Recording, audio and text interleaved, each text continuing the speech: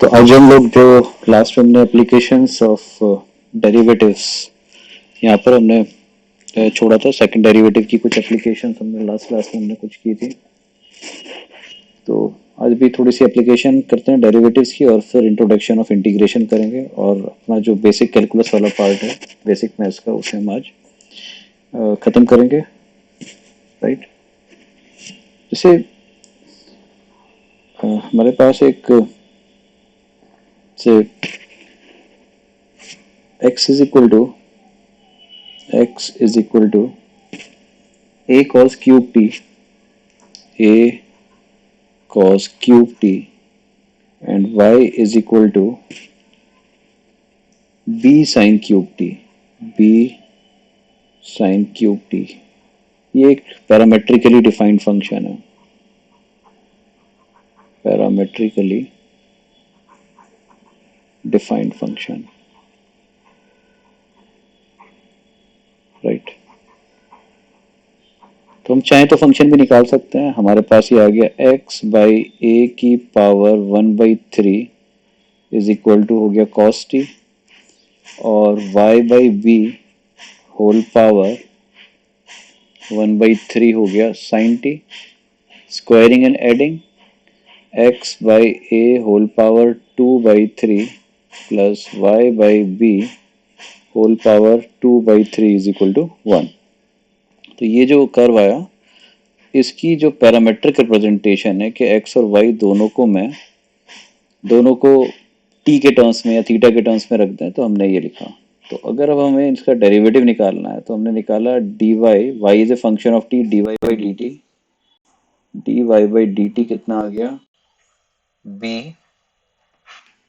ये हो गया b और b के बाद हमारे पास में साइन क्यूब टी, भी तो कांस्टेंट था, तो साइन क्यूब टी का हमने चेन रूल से करा 3 साइन स्क्वायर टी और साइन टी का आ गया cos T. Okay, dx over dt, dx divided by dt करा तो ये हो गया 3a कॉस स्क्वायर टी और कॉस टी का आ गया माइनस का sine T, minus sine T. Now dy by dx, dy by dx, dy by dx हो गया dy by dt divided by dx by dt, यह रहेगा। इन दोनों को डिवाइड कर दिया हमने फर्स्ट और सेकंड को, तो हमारे पास में 3 से 3 और ये कितना आ गया b by a with negative sign और sine t divided by cos t, तो ये आ गया हमारे पास minus b by a tan t, हमारे पास इसका डिफरेंशिएशन आ गया। ओके, तो dy बाई dx भी यहाँ पर किसका फंक्शन आ गया, dy by dx is a function of t। ये हम इस तरह की प्रॉब्लम्स को लास्ट क्लास में कर चुके थे, लेकिन यहाँ पर क्या है, यहाँ हमसे बोल रहे हैं कि आपको निकालना है इसका higher order derivative. If this is a parametrically defined function, find d2y by dx square, find d2y by dx square, इसका हमें सेकंड डेरिवेटिव निकालना है। तो d2y बाई dx स्क्वायर, हमने dy बाई dx निकाल दिया, d2y बाई dx स्क्वायर होता है d2y by dx square is equal to d by dx of dy by dx, but dy by dx is a function of t। तो हमने क्या करा, हम dy, जैसे आपने लिखा d by dx of dy by dx कितना है, माइनस b बाई ये 10t है ना, बट यहाँ पर तो t का फंक्शन है, हमें x के रेस्पेक्ट में चाहिए, तो हमने क्या करा, चेन रूल से d माइनस b बाई ये 10t और इसका डेरिवेटिव हमने t के रेस्पेक्ट में निकाला and multiplied by dt by dx कर दिया। जैसे हम करते हैं तो dt और ये dt कैंसिल हो गया और मेरे पास में d और d by dx of minus b by ये 10t हमारे पास आ जाएगा। तो ये एक इंपॉर्टेंट स्टेप हमने करा। हमने यहाँ देखा कि d बाई dx हमें निकालना है d by dx of dy by dx, dy by dx is a function of t, तो हमने क्या करा, इसका t के रेस्पेक्ट में निकाल दिया और dt बाई dx से मल्टीप्लाई कर दी।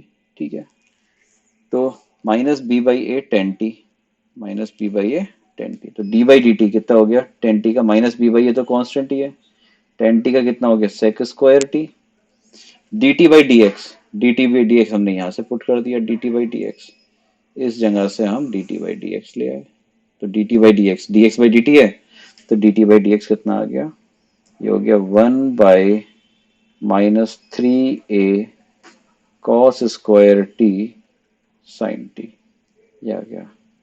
ओके, तो माइनस माइनस हो गया प्लस, तो ये हो गया b/a square, b/a square sec की पावर 4t, सेक की power 4t and cosec T, ये मेरे पास फाइनली इसका सेकंड डेरिवेटिव आ गया।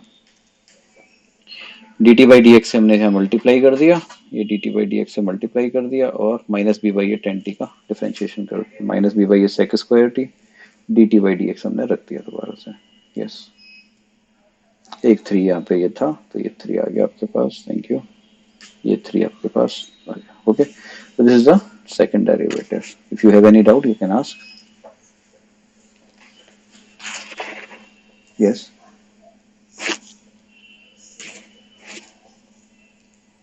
जस्ट लाइक चेन रूल, आप जैसे करते थे, आपने कहा कि आपको निकालना D Y by D X है, but x is a function of t, तो आपने डी बाई डी एक्स जो यहाँ पर था इस स्टेप में, ये जो आपके पास में इस स्टेप में आपके पास में ये फंक्शन टी का है, तो आप टी के रेस्पेक्ट में करोगे, तो आपने डी बाई डी टी कर दिया, और साथ में टी फंक्शन एक्स का है, तो D T by D x से मल्टीप्लाई कर दिया। नाउ इससे ये कैंसिल हो गया, तो डी बाई आपकी इफेक्टिवली यही चीज बच रही है, जो चेन रूल हम कर रहे थे वही करा है हमने चेन रूल। ओके, तो ये हमने थोड़ा सेकंड डेरिवेटिव निकाला पैरामेट्रिकली डिफाइंड फंक्शंस का, तो सेकंड डेरिवेटिव भी टी का फंक्शन आ गया। ओके, नाउ जैसे हमने कल एक ये प्रॉब्लम करी थी कि मान लिया हमारे पास में यही पैराबोला, अगर पैरामेट्रिकली डिफाइंड एक फंक्शन है, x is equal to A T square and phi is equal to 280, ठीक है, T is parameter, T is variable, T is parameter, A constant है, ए इज कांस्टेंट, ठीक है। इन दोनों में से टी को अगर हम एलिमिनेट करते हैं, तो हमारे पास जो कर्व की कार्टेशियन फॉर्म में इक्वेशन है, Y square is equal to 4ax आती है। एक्स और वाई आपस में इस रिलेशन से जुड़े हैं, तो ऐसे एक्स वाई जो इस इक्वेशन में पुट होंगे, सेटिस्फाई कर रहे होंगे, वो आ जाएंगे।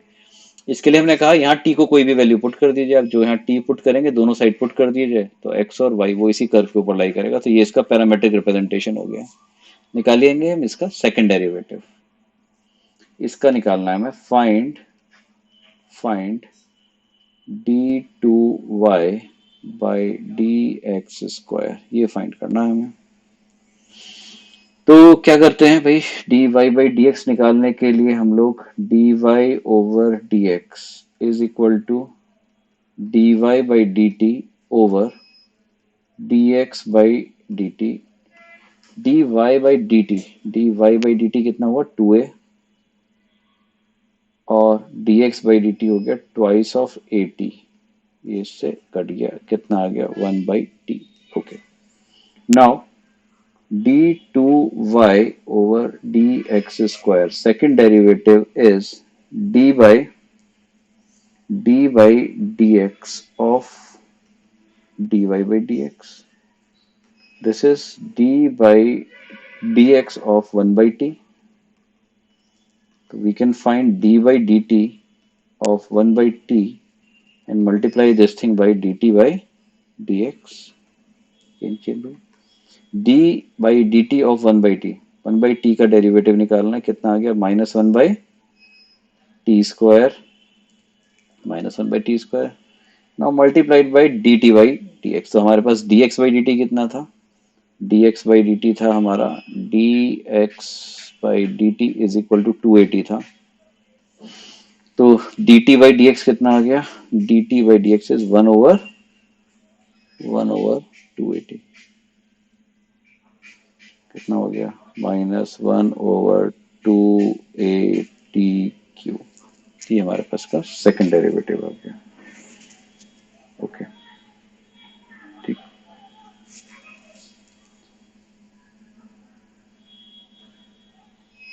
यस, बोलिए।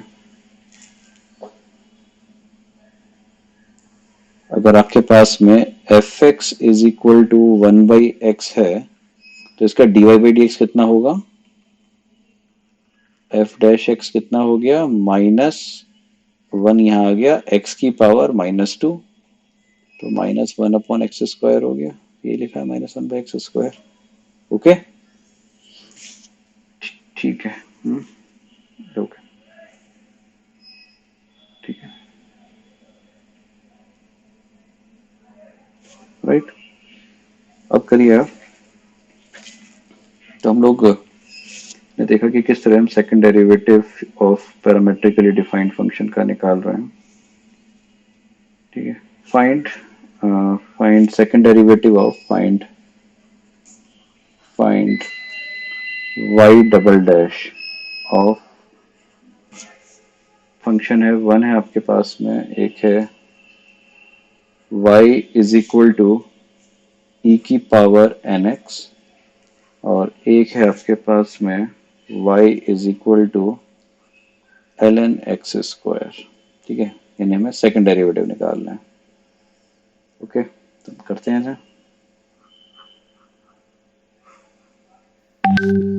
तो आप भी कर सकते हैं। तो आपने कहा कि y डैश कितना आ गया यहाँ पर?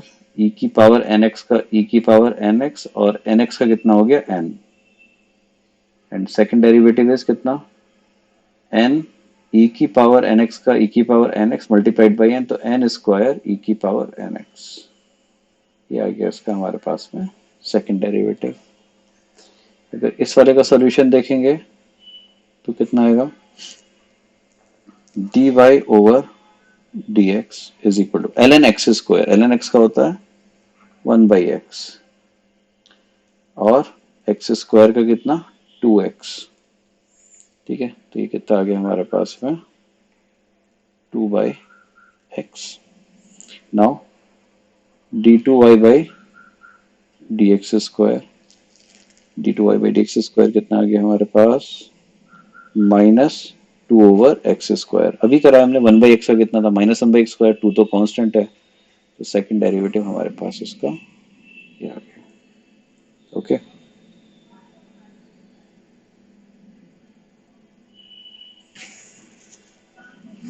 Differentiate following implicit function. तो आपके पास दो इम्प्लिसिट फंक्शन दे रहे हैं। Find, yes,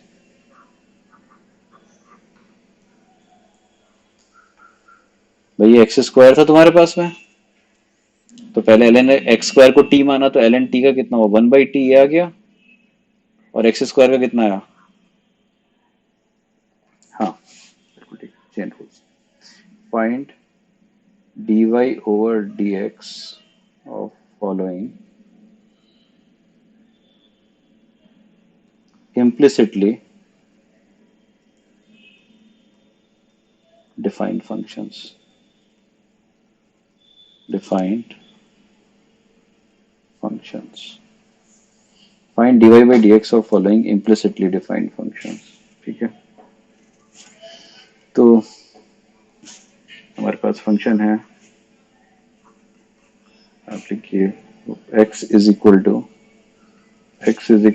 y ln xy, y is equal to ln xy. Second is y is equal to cos x plus y। एक है x is equal to y ln xy, एक है this। ठीक है, करिए फिर।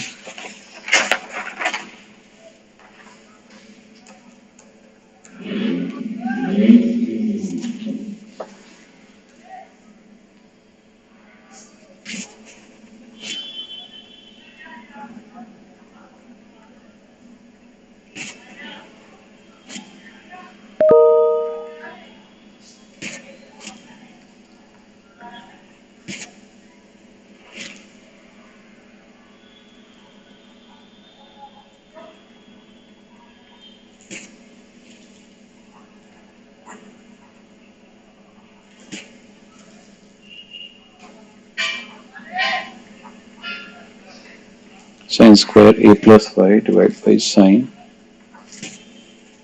साइन है, sine square A plus y divide by sine है, ये निकालना है। ठीक है, तो इम्प्लिसिट डिफाइंड फंक्शन है हमारे पास, y is equal to F X type से नहीं दे रखा है, तो D Y by D X अगर हमें निकालना है a का, तो हमने a का हमने सोल्यूशन देखते हैं। तो x का हो गया 1, D Y by D X के रिस्पेक्ट में x का 1, y का y डैश, तो इसमें और इसमें लगाया प्रोडक्ट रूल, y डैश मतलब D Y by D X L N x Y as it is plus y as it is L N x Y का 1 ओवर एक्स वाई, और x Y का हमने मल्टीप्लाई करा x as it is, x का derivative 1, y as it is plus X Y dash, ये हमारे पास में इसका डिफरेंशिएशन आ गया। y डैश वाले टर्म्स हम अलग कर सकते हैं, और हमारे पास में ये जो भाई हमने क्या करा, पहले x का आ गया 1, y का हुआ D Y by D X L N x Y as it is, फिर y as it is L N x Y का 1 बाई एक्स वाई, और एक्स वाई का कितना, x का 1, y as it is plus x as it is y dash, y dash को आप अलग कर सकते हो, तो ये कितना हो गया, X Y is equal to y dash times X Y L N x Y plus plus का आ गया आपके पास में यहाँ पर एक्स वाई, एंड साथ में आ गया प्लस का y, प्लस का वाई स्क्वायर, प्लस का वाई स्क्वायर, तो ये हो गया y times x minus y divided by x Y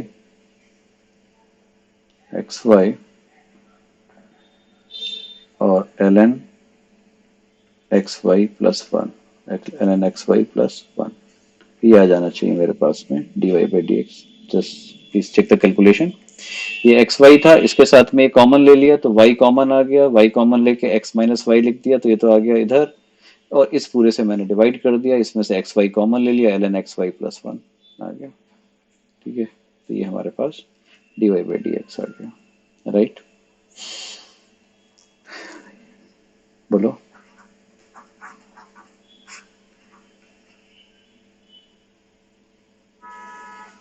आप राइट हैंड साइड की बात कर रहे हो ना? हाँ, राइट हैंड साइड में मैंने प्रो टू लगाया, वाई मल्टीप्लाइड बाई दिस, बिल्कुल एक्स वाई में चेन रूल लगाया, बिल्कुल पूरे एल एन एक्स वाई में, तो एल एन एक्स वाई में एक्स वाई को टी माना तो एल एन टी 1/t हुआ, एंड देन ये अगेन अप्लाई एक्स वाई का हमने कर दिया प्रोडक्ट रूल से एक्स वाई का, ठीक है ना, तो ये आ गया। बी हमने लास्ट क्लास में करा था, y is equal to cos of X plus Y, तो cos of x plus y, yes, so dy over dx, dy by dx is equal to minus sin, yes, एक minute, y, हाँ इस question का बता रहा हूँ, y dash कितना हो गया हमारे पास, y1 plus sine x plus Y और is equal to minus sine x plus Y, और यहाँ से हमारा y डैश आ गया। आपने पूछा, मैं इसे सेकंड स्टेप आपको ये जो यही वाला स्टेप पूछ रहे हो ना आप, ये तो इसमें तो सिंपलीफाई करा मैंने, इस एक्स वाई को उठा करके मैंने यहाँ पर पूरी इक्वेशन को एक्स वाई से मल्टीप्लाई कर दिया, ये जो इक्वेशन है इस इक्वेशन को मैंने एक्स वाई से मल्टीप्लाई कर दिया, तो यहाँ एक्स वाई आ गया, यहाँ एक्स वाई वाई डैश आ गया आपके पास में, ठीक है, और इधर आपका एक्स वाई ये कट गया, ये वाला एक्स वाई कट जाएगा,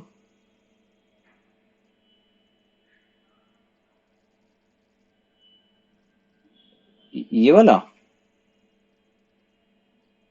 वाला आपके पास में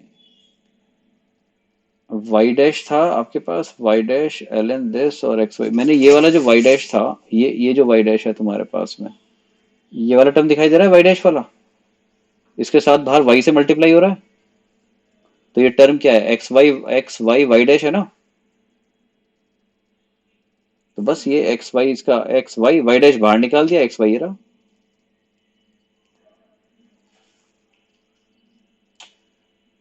ठीक है ना, ये आ गया, ओके। तो अब हमारे पास एक प्रॉब्लम और है जो आपको मैं दोबारा दिखा देता हूँ। ये वाली प्रॉब्लम थी। प्रॉब्लम है sine Y is equal to X sine A plus Y. Sine Y is equal to X sine A plus Y, ये हमें निकालना है D Y by D X. Sign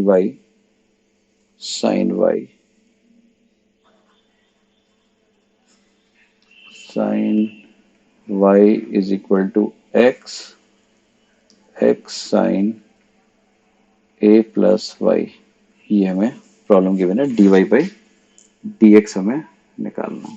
ठीक है, तो जिस तरह का इसने प्रूव कराया है हमसे, जो हमने उस पर भी देखा कि जो हमें प्रूव किया करा रखा है, हमने क्या करा इसमें कि हम यहाँ पे इसे x is a function of y लेके x is equal to sine Y over sine A plus Y ले लेंगे। और अब हम यहाँ पर y के रिस्पेक्ट में अगर डिफरेंशिएट कर दें dx ओवर dy, यहाँ पे लगा दें हम division rule, sine square A plus Y, A को कांस्टेंट ले रहे हैं, dx by D Y sine square A plus Y, ऊपर वाले का डिफरेंशिएशन कॉस वाई, नीचे वाला as it is sine A plus Y, denominator as it is, minus sine Y numerator as it is, and differentiation of denominator sine का हो गया cos A plus Y, cos A plus Y. ठीक है, Y के respect में कर दिया तो सीधा कॉस ए प्लस वाई आ गया। न्यूमरेटर में एक फॉर्मूला लग गया, sine of A plus Y, sine of A plus Y minus का y and divided by sine square A plus Y, और जो रिक्वायर्ड था वो हमारे पास आ गया। तो we can now find D Y by D X is equal to sine square A plus Y divided by sine A. This is what we need to prove. Okay,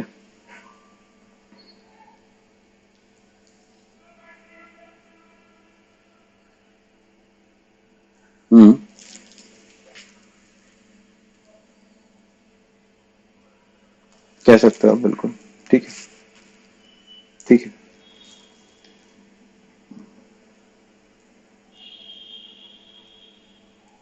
okay. Now, after all these differentiations, differentiation of first, second और higher orders, अगर हम देखें कि एक term हम देखते हैं कि increasing and decreasing functions,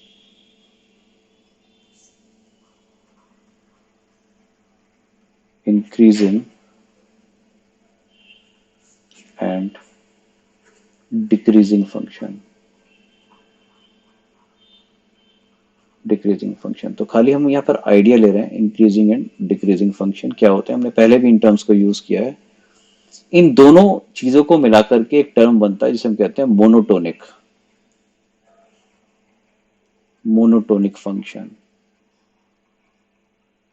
या इस प्रॉपर्टी को कहते हैं monotonicity of function. Monotonic, single nature हो जिसकी, सिंगल नेचर अगर आपके पास में किसी फंक्शन की है, या तो वो बढ़ रहा है या वो घट रहा है, जैसे कि इनपुट अगर बढ़ रही है घट रही है। मोनोटोन, अगर मोनोटोनिक फंक्शन है तो इस चीज को हम इंक्रीजिंग एंड डिक्रीजिंग कहते हैं। ठीक है, तो जो बेसिक डेफिनेशन है कि अगर इंक्रीजिंग की बेसिक डेफिनेशन क्या है, अगर हम कहें कि what is the most fundamental definition of increasing function, तो अगर हम ये कहेंगे कि suppose there is a function defined from x to y, domain उसका है x, कोडोमेन मान लिया y, if for all x1 x2 belongs to this interval x such that x1 is less than x2, x1 is less than x2, and f of x1 is also less than f of x2। मतलब जो order input में है अगर same order output में हुआ, छोटी input के लिए छोटा आउटपुट, बड़ी इनपुट के लिए बड़ा आउटपुट, यदि आपके पास में आ रहा है छोटी इनपुट के लिए छोटा, बड़ी के लिए बड़ा, तो हम कहेंगे fx is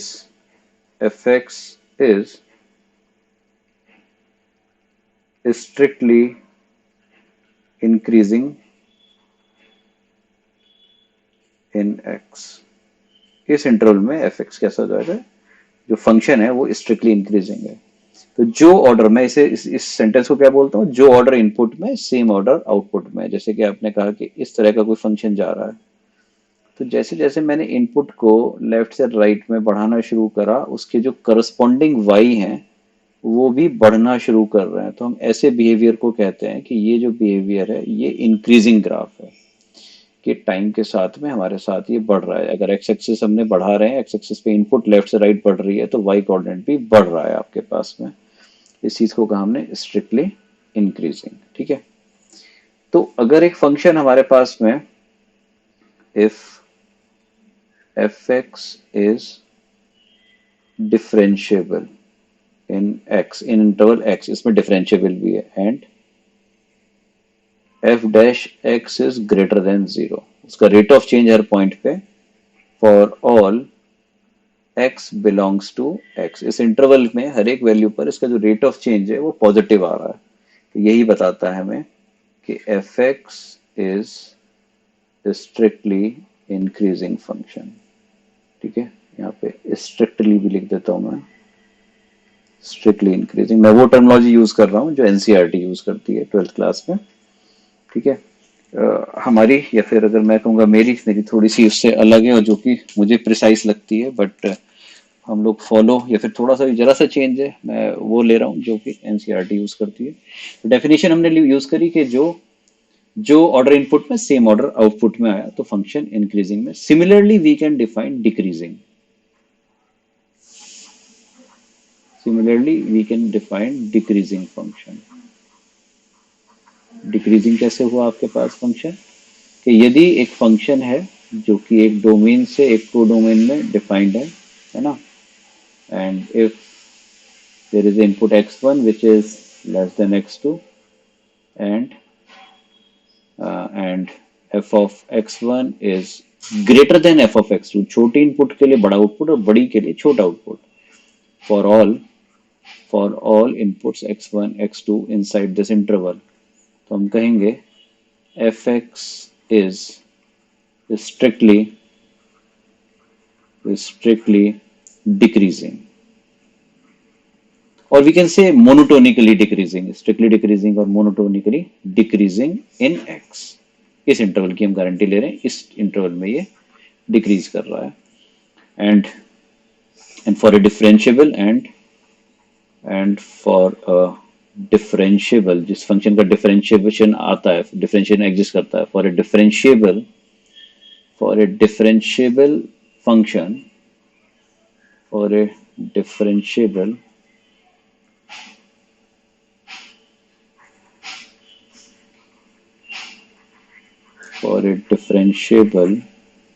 डिक्रीजिंग फंक्शन, उसका डेरिवेटिव कैसा रहेगा, f dash x is less than 0 for all inputs inside the given domain. तो हम कहेंगे फंक्शन कैसा है हमारे पास में, वो उस इंटरवल में स्ट्रिक्टली डिक्रीजिंग है यदि उसका डेरिवेटिव नेगेटिव है। आई होप ये डेफिनेशन आपको क्लियर हो गई होगी। तो अगर आपसे हम कहते हैं कि find the interval of increase and decrease, तो हमसे कहते हैं कि भाई सपोज ये है find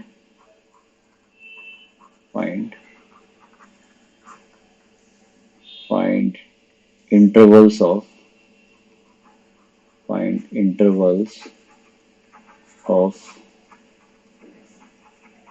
increase and decrease।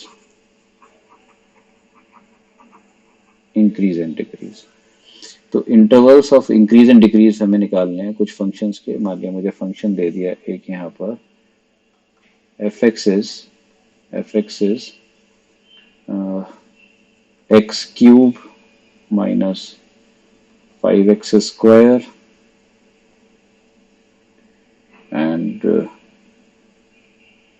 Minus का 6x प्लस 2। ये एक फंक्शन है, इसका इंक्रीज डिक्रीज देखना है हमें। क्यूबिक इक्वेशन है, क्यूबिक पॉलिनोमियल है।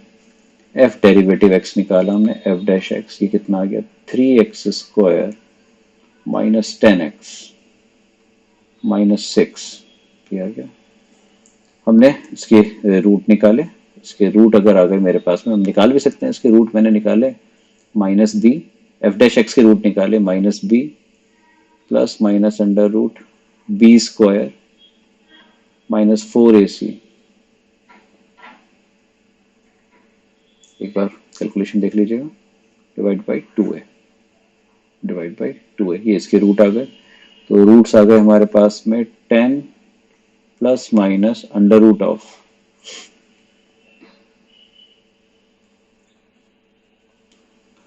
तो 100 प्लस 72 हो गया 172। 172 में से कुछ 2 के कितने फैक्टर बाहर निकल रहे हैं?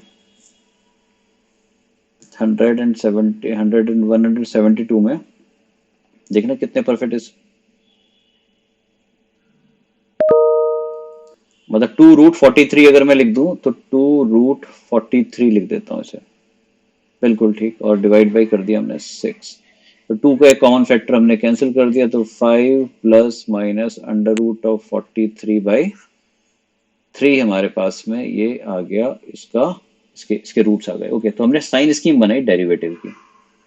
एक रूट आ गया मेरे पास 5 माइनस √43/3, एक आ गया 5 प्लस √43/3। साइन स्कीम बनाई, कोफिशिएंट ऑफ x² पॉजिटिव है, दो फैक्टर्स आ गए, एक्सट्रीम राइट से प्लस माइनस प्लस। इसका मतलब अगर हमें उसके इंटरवल ऑफ इंक्रीज देखने हैं कि वो क्या है, तो हम कहेंगे कि F x is increasing in, तो हम ये कहेंगे F x is increasing in minus infinity to 5 minus √43/3 इस इंटरवल में, एंड 5 प्लस √43/3 टू इन्फिनिटी, इन दोनों इंटरवल्स में क्या कर रहा है मेरे पास, इंक्रीज कर रहा है। And this function is decreasing in which interval, 5 minus √43/3 to 5 plus √43/3 में ये क्या कर रहा है हमारे पास में, डिक्रीज करने लगा। ठीक है, ये यहाँ पर डिक्रीज करने लगा। तो इस तरीके से हमने इसके इंक्रीज और डिक्रीज के इंटरवल निकाल दिए, राइट। जैसे तो सिंपल डेरिवेटिव की हमें साइन स्कीम ड्रॉ करनी है। F x is, close bracket भी लगा सकते हो इसमें, मतलब एंड पॉइंट को आप किसी में भी यूज कर सकते हो, दोनों में भी यूज कर सकते हो। सपोज मेरे पास ये सवाल आता कि ये डिक्रीज किस में कर रहा है, तो अगर मैंने इस पे लिखा है तो मेरे पास ये एंड पॉइंट पर भी अगर आप इंक्लूड कर लेंगे तो भी उस वाली जो डेफिनेशन हमने बताई थी, जैसे जैसे आप इस इंटरवल में इंक्लूडिंग दीज पॉइंट, सपोज आपका सवाल है, अगर मैं इसमें यहाँ पर ये लगा देता हूँ, ये लगा देता हूँ, तो भी इस इंटरवल में आपके पास में जो ऑर्डर इनपुट में उससे रिवर्स ऑर्डर आउटपुट में होगा, डिक्रीज कर रहा होगा, तो यहाँ पे भी लग जाएगा, ऊपर वाले में लग जाएगा। ठीक है, एंड पॉइंट को कहीं पर भी आप यूज कर लोगे, दोनों में लग जाएगा। हाँ हाँ, दोनों में यूज हो जाएगा, इंक्रीज इसमें भी इंक्रीज कर रहा है, इसमें भी आ रहा है। एंड पॉइंट का बहुत ज्यादा रोल रहता नहीं उसमें। ठीक है, तो ऑप्शंस देखने पता लगेगा बोथ आर, मतलब ये जो आपने करा है जो क्लोज इंटरवल है बिल्कुल ठीक है, इस इंटरवल में डिक्रीज कर रहा है, वो हमारी जो फंडामेंटल डेफिनेशन है उसे ये ओबे कर रहा है। एफ एक्स सपोज आ गया मेरे पास में 1/x, 1/x हमारे पास में एक फंक्शन आया और हमसे पूछा जा रहा है कि आप बताइए कि इसका इंक्रीज डिक्रीज के बारे में आप कुछ discuss the monotonicity of this function. ठीक है, we need to discuss the monotonicity of this function.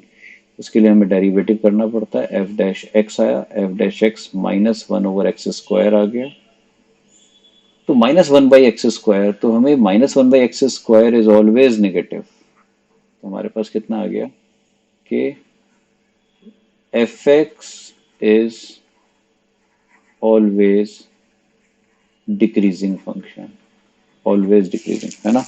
जिस भी इंटरवल में वो क्या रहेगा, जिस भी इंटरवल में वो कॉन्टिन्यूअस होगा उसमें हम क्या कहेंगे, ये डिक्रीज करेगा, मतलब एक पॉइंट बीच में जीरो डिसकंटिन्यूटी का आ रहा है उससे नहीं लेंगे, F x is always decreasing, या फिर हम इसे और precisely F x is decreasing इन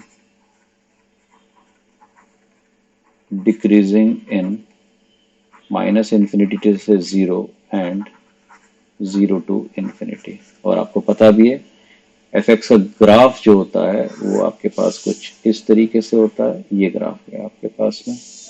तो माइनस इन्फिनिटी से जीरो, जैसे जैसे आपने इनपुट को बढ़ाया आउटपुट और छोटी होती चली गई, डिक्रीजिंग।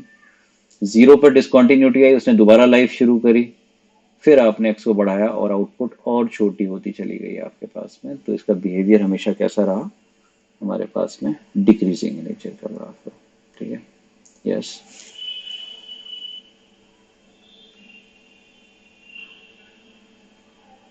बिल्कुल गलत होना चाहिए।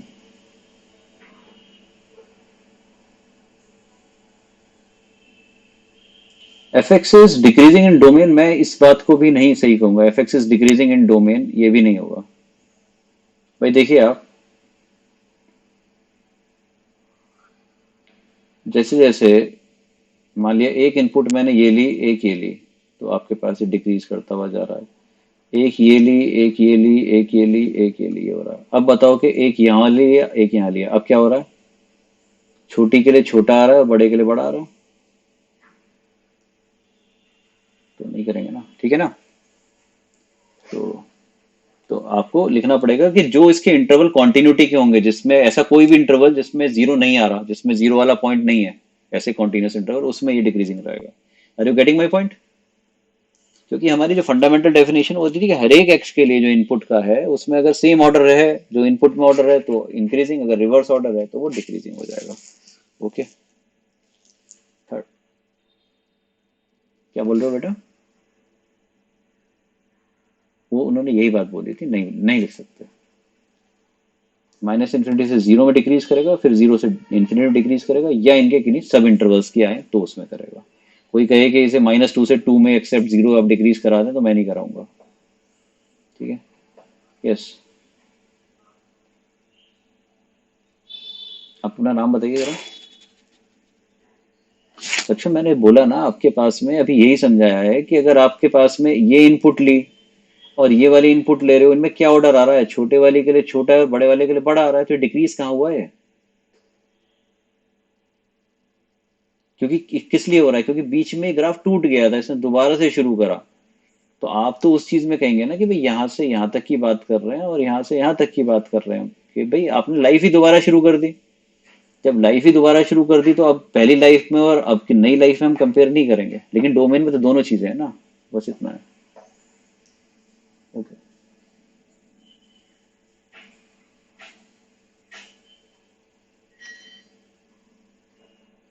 मैंने आपसे कुछ बोला था, जो मैंने कहें तो सेंटेंस में बोला था कुछ, मैंने कहा वो कहीं पर भी लग सकता है, वो दोनों में लग सकता है, ऊपर भी लग सकता है। ठीक है, वो डिपेंड करता है कि आपके पास में भी ऑप्शन में क्या दिया हुआ है। वो ओपन इंटरवल भी दे सकता है, क्लोज भी दे सकता है। अगर उसने ये क्लोज में दे दिया तो भी फंडामेंटल डेफिनेशन को सेटिस्फाई कर रहा है। ठीक है, तो वो किसी में ही लग सकता है आपके पास में।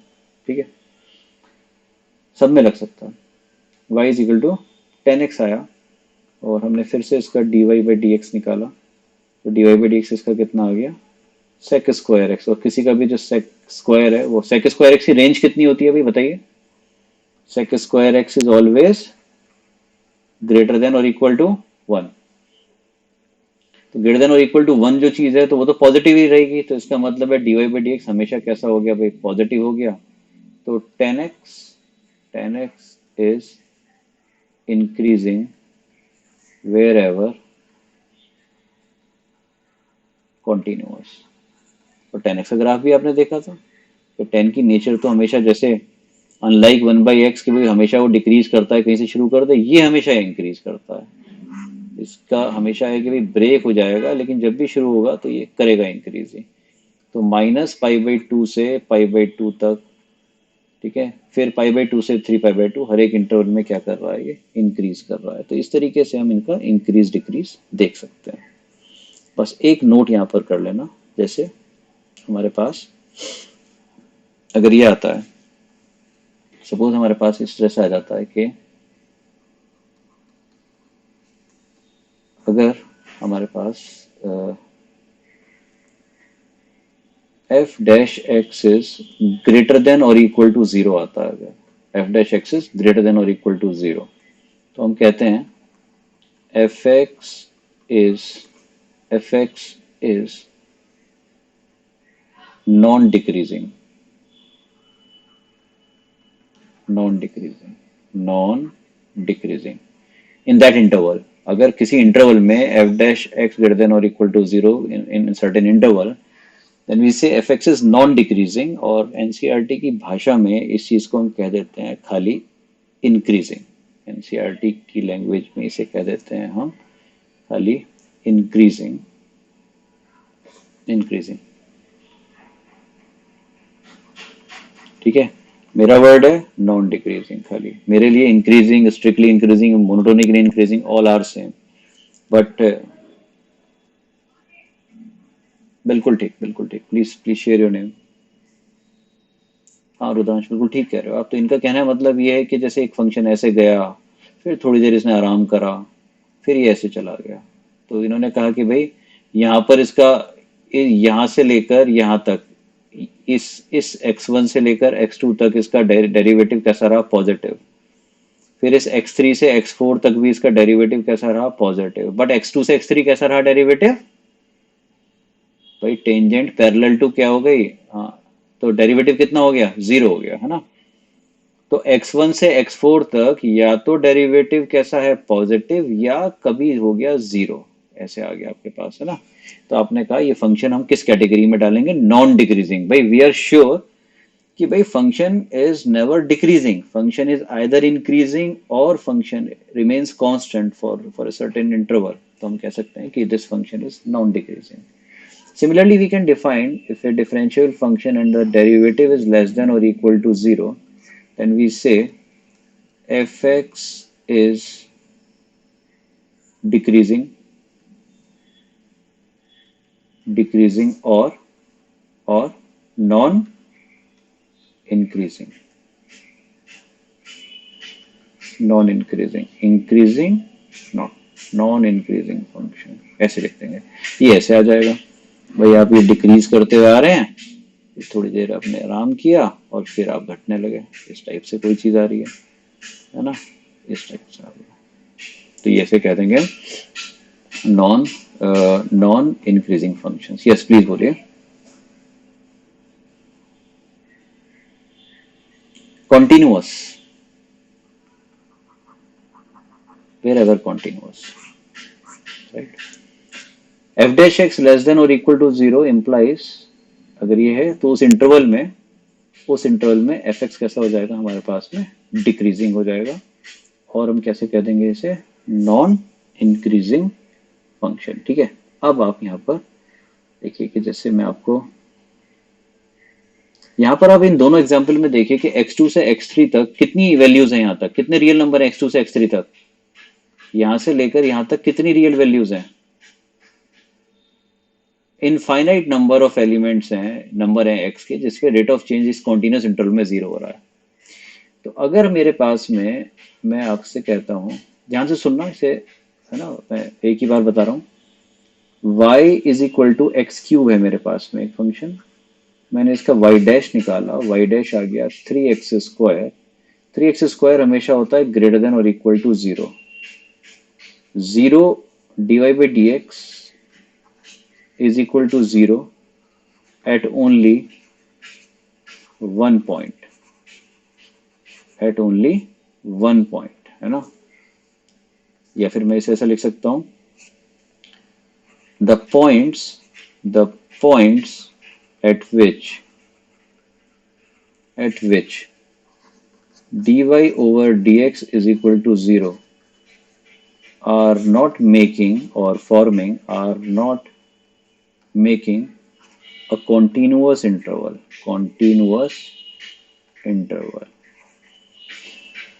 like in the previous examples, यहां से यहां तक आपके पास में इनफाइनेटली मैनी वैल्यू आई थी, कॉन्टिन्यूअस इंटरवल आया था जहां पर डेरिवेटिव जीरो हो गया था आपके पास। बट इस प्रॉब्लम में क्या हो रहा है कि जब आपने y डैश का ग्राफ बनाया, y dash is equal to 3x² का ग्राफ आपने बनाया, तो आपको ये पता लगा कि भाई ये जो y dash is equal to 3x² है, y y is equal to x cube का ग्राफ तो ये था, y is equal to x cube का ग्राफ ये आता है, ठीक है, y is equal to x cube. और ये fundamental definition of increasing decreasing, जैसे जैसे मैं इनपुट को बढ़ा रहा हूँ आउटपुट बढ़ती जा रही है, आउटपुट बढ़ती जा रही है। तो ये तो हमारे पास में स्ट्रिक्टली इंक्रीजिंग है। अगर आपके पास में कोई भी इनपुट है, दो इनपुट जो उनमें आपके पास कोई ऑर्डर है, तो छोटी वाले के लिए छोटी वैल्यू देगा, बड़ी वाले के लिए बड़ी वैल्यू देगा। तो खाली इसने एक पॉइंट पर, एक इंस्टेंट पर रेट ऑफ चेंज जीरो करा है, वो भी जीरो पर। अदरवाइज हमेशा इसका कैसा है, जो रेट ऑफ चेंज है वो कैसा है, पॉजिटिव है। इसका मतलब इसने कोई कॉन्टिन्यूस इंटरवल नहीं बनाया। तो मैं प्रिसाइसली क्या लिखूंगा, y is equal to x cube is strictly increasing, strictly increasing function. Y is equal to x cube is strictly increasing function. What I am trying to explain, if in a certain a problem or in a statement given that f dash x is greater than or equal to 0, f dash x is greater than or equal to 0, it is given, and function is not given, this simply a statement is given, f dash x is greater than or equal to 0, then what conclusion can be drawn? It means fx is non decreasing function, या तो वो आपके पास में increase करेगा या थोड़ी देर के लिए कांस्टेंट होके इस टाइप से चला जाएगा। कुछ ऐसे आ गया, इंक्रीज कर रहा है, फिर ऐसे हो गया, फिर ऐसे कुछ कुछ भी आ सकता है, मतलब any type of graph. But यहाँ तो आपके पास में फंक्शन ही गिवन है, y is equal to x cube function given है। अब तो हम इसे पूरा एनालाइज कर सकते हैं। जो जीरो अगर कर रहा है वो खाली एक पॉइंट पर अगर कर रहा है, ना कि कॉन्टिन्यूअस इंटरवल बना रहा है, तो हम कहेंगे function is still in strictly increasing, ना कि नॉन डिक्रीजिंग की कैटेगरी में डालेंगे। इसे अभी भी हम इंक्रीजिंग कैटेगरी में डालेंगे। अगर किसी को कुछ है इसमें पूछना है तो इस एग्जांपल के बाद, जैसे कि मेरे पास में एक फंक्शन है F x is equal to, मान लिया एक्स प्लस साइन एक्स है एक function. Now what is the derivative, F dash x is 1 plus cos X, derivative सबका अलग अलग आ जाएगा, और 1 plus cos X is always greater than और इक्वल टू 0। तो एफ डैश एक्स जीरो कब कब होगा, एफ डैश जीरो हो जाएगा हमारे पास में F dash x is equal to 0, F dash x is equal to 0 whenever x is equal to pi, 3 pi, 5 pi and so on, 2n plus 1 pi। Odd multiple of pi पर cos कितना देता है, -1, तभी आपके पास zero हो जाएगा। तो आपने कहा कि भाई यहाँ पर पाई आ गया, 3 पाई पे जीरो होगा, फिर आपके पास में 5 पाई पर जीरो होगा, आपके पास 7 पाई पर, -पाई पर, इस तरीके से जीरो होगा। यहाँ जीरो आ रहा है, यहाँ जीरो आ रहा है, जीरो आ रहा है, तो अभी भी इनफाइनाइट लेवली मैनी पॉइंट पर आ रहा है, but there is no continuous interval. तो ये फंक्शन अभी भी हम किस में कैटेगरी में डालेंगे, F x is strictly increasing function, F x is strictly increasing function, अभी भी इंक्रीज करता हुआ जाएगा, ठीक है। क्योंकि जिन पॉइंट्स पर, इनफाइनाइटली मेनी पॉइंट्स पर ये एफ डैश एक्स जीरो हो रहा है, वो खाली एक इंस्टेंट के लिए हो रहा है। ये अभी भी फंडामेंटल डेफिनेशन जो इंक्रीज डिक्रीज की थी, कि जो ऑर्डर इनपुट में सेम ऑर्डर आउटपुट में रहेगा, ये उसे भी अभी भी फॉलो कर रहा है। Yes, now if there is anything to ask please ask. Yes please, क्यों नहीं, यस बोलिए, बोलिए कहां तक करना है ऊपर, एनफ, ओके, हाँ बोलो।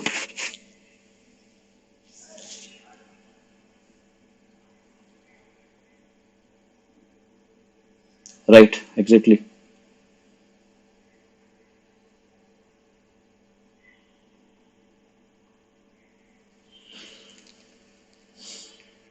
कौन बोल रहा, अभी कौन बोल रहा था, रुद्रांश बोल रहे थे, कौन बोल रहा था, सक्षम, सक्षम, हाँ बोलो क्या बोल रहे हो, बताइए, मुझे क्या समझ में नहीं आया।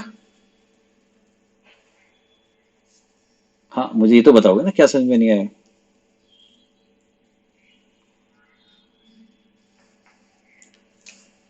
कुछ नहीं करना है, कुछ नहीं करना है आपको, यहीं पर देखना, साइनस के ग्राफ को देखने के लिए नहीं कह रहा मैं आपसे ये कह रहा हूँ कि इसका डेरिवेटिव कितना आ रहा है। वो कैसा रहता है? वन प्लस कॉस एक्स का ग्राफ नहीं पूछ रहा मैं, वन प्लस कॉस एक्स की रेंज पूछ रहा हूँ। वन प्लस कॉस एक्स क्या कभी नेगेटिव हो सकता है?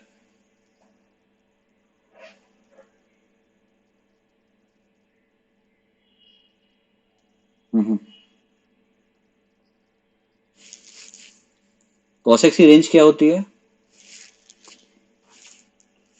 और उसमें वन ऐड कर दोगे तो कहां से कहां तक आएगा?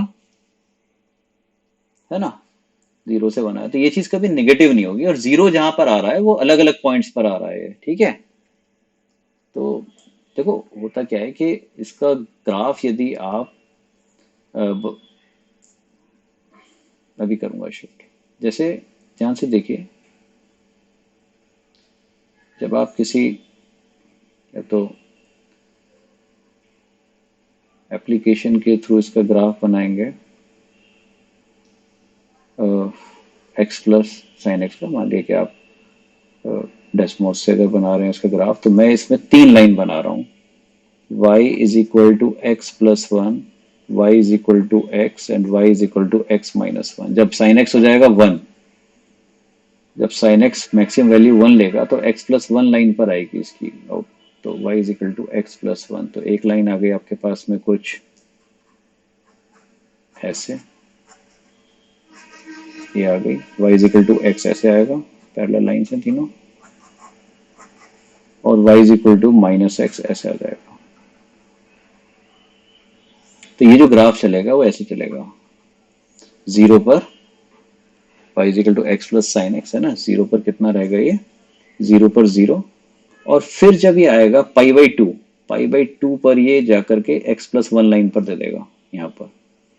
तो ये वाला जो पॉइंट आ गया आपके पास, ये हो गया एक्स प्लस वन, मतलब एक्स कौन सा एक्स है यहाँ पर, ये करस्पॉन्डिंग एक्स कौन सा होगा, पाई by to, pi by to. उसके बाद में जब साइन एक्स पाई पर हो जाएगा जीरो, पाई पर जीरो हो गया तो y equal to x line पर ही आ गया, ये आ गया यहाँ पर, ठीक है?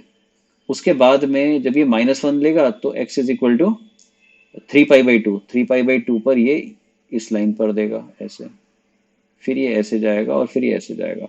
अभी आपको ये लग रहा है कि ये इंक्रीज नहीं कर रहा है, क्योंकि मेरा जो स्केलिंग में नहीं है, मेरा ग्राफ स्केलिंग में नहीं है। मतलब ये कुल, अगर मैं आपको ऐसे दिखाऊं कि मैंने दिखाया इस चीज को कुछ ऐसे देखिए, ये ऐसे जा रहा है, ऐसे ऐसे ऐसे कर्वेचर चेंज करता हुआ इस टाइप से जा रहा है अपना, ठीक है?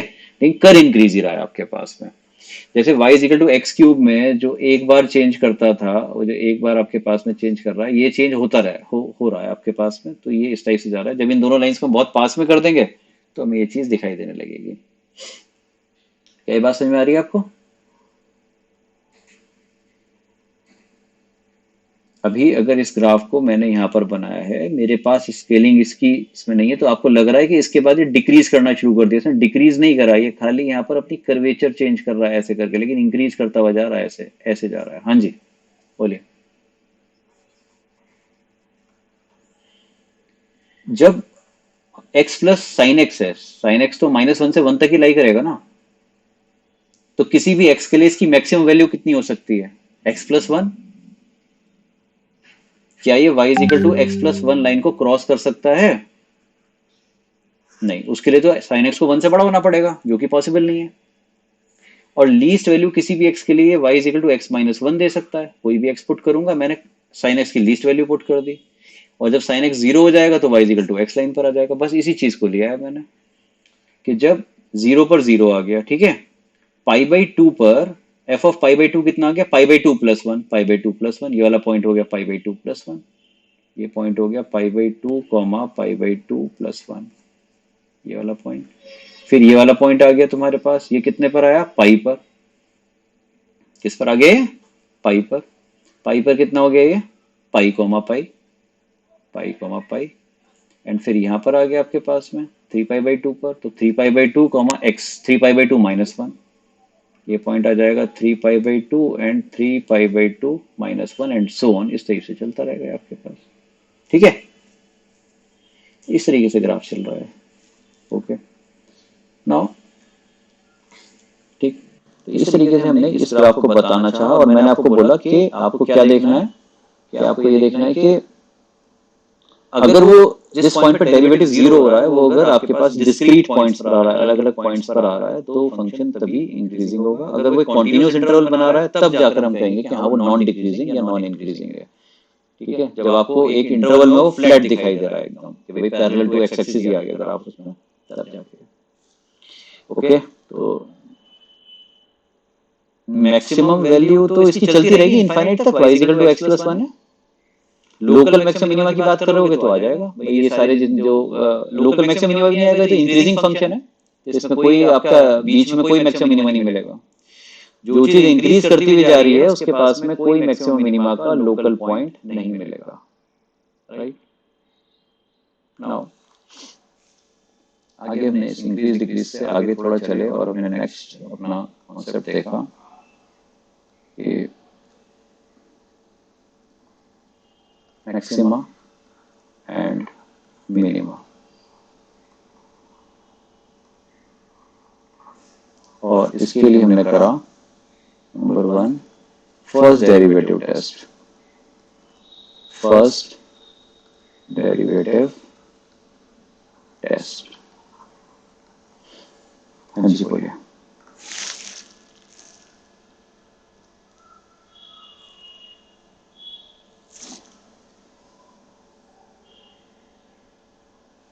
एक्स प्लस साइन एक्स का ग्राफ था, एक्स प्लस साइन एक्स का ग्राफ था। ठीक है, okay, x plus sine x का ग्राफ था। जिस तरह से मैंने सिमेट्रिकली बनाया था, सिमेट्रिक नहीं बनता, वो खिंचा हुआ मिलेगा आपको ऐसे। हाँ, तो फर्स्ट डेरिवेटिव टेस्ट आपको क्या करना है,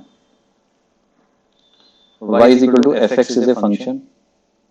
ठीक, तो पहला तो आपको फंक्शन ही गिवन है। दूसरा point, find f dash x and draw sine scheme of f dash x।